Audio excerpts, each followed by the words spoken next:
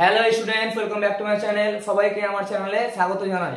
দেখো, এই ভিডিওটা তোমাদের জন্য খুবই গুরুত্বপূর্ণ। তোমাদের মধ্যে যারা এই বছর মাধ্যমিক পরীক্ষা দিতে যাচ্ছ এবং শেষ এই 2-3 দিন কিভাবে পড়াশোনা করবে তার একটা ছোট্ট ট্রিক দেখো সবাই। তোমাদের ইংলিশে টোটাল নাম্বার থাকবে 100। কত নাম্বার থাকবে? 100 নাম্বার থাকবে, ঠিক আছে? তার মধ্যে তোমাদের হাই স্কুল থেকে যেটা বই দিয়েছে ইংলিশ টেক্সট, ওখান থেকে থাকবে 20 নাম্বার। কত নাম্বার থাকবে? 20 নাম্বার। তার মধ্যে আবার ভাগ আছে প্রোজ এবং পোয়েম। প্রোজ থেকে থাকবে 12 নাম্বার, পোয়েম থেকে থাকবে 8 নাম্বার। কত নাম্বার হলো? 20, ঠিক আছে? তারপরে দেখো টেক্সচুয়াল গ্রামার। তোমাদের গ্রামারে শুধু নাম্বার থাকবে 12, ঠিক আছে? কিন্তু তোমাদের প্রথমে কি পড়তে হবে? সিনটা পড়বে, প্রোজ এবং পোয়েম, প্রোজ এবং পোয়েম। তারপরে তোমরা কি করবে? টেক্সটে যে গ্রামার গুলো আছে ওগুলো প্র্যাকটিস করবে। বলা মুশকিল, কোথা থেকে পরীক্ষায় পড়বে, তাই না?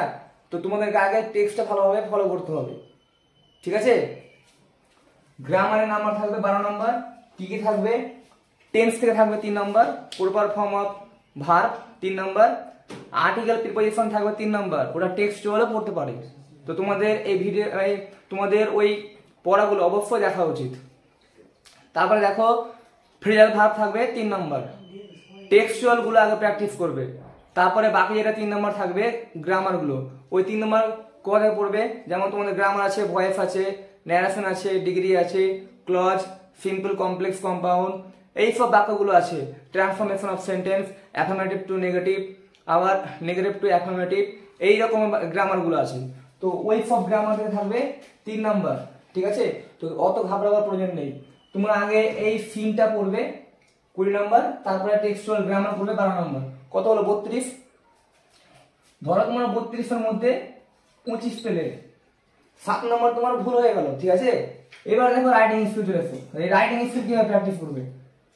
আগে তোমরা টেক্সচুয়াল যে রাইটিং স্কিলগুলো আছে, যেমন তোমাদের রিপোর্ট, নোটিশ, স্টোরি, প্রসেসিং, এই রাইটিং স্কিল তোমাদের আগে ভালোভাবে দেখতে হবে। বাকি যে রাইটিং স্কিল আছে ওগুলোকে ছেড়ে দিতে হবে, ওগুলো এবছর থাকবে না, ওগুলোকে ভাবতে হবে না। তো টেক্সচুয়াল এই রাইটিং স্কিলের মধ্যে যেখানে যেটা থাকবে প্র্যাকটিস করবে, খাতায় লেখার চেষ্টা করবে। তোমরা পড়ছো কিন্তু খাতায় হয়তো লেখা প্র্যাকটিস করছো না, লিখতে গিয়ে কোথায় ভুল হবে সেটা তোমরা বুঝতে পারবে, ঠিক আছে? তারপরে দেখো, এবার দেখো আনসিন আছে কত নাম্বার?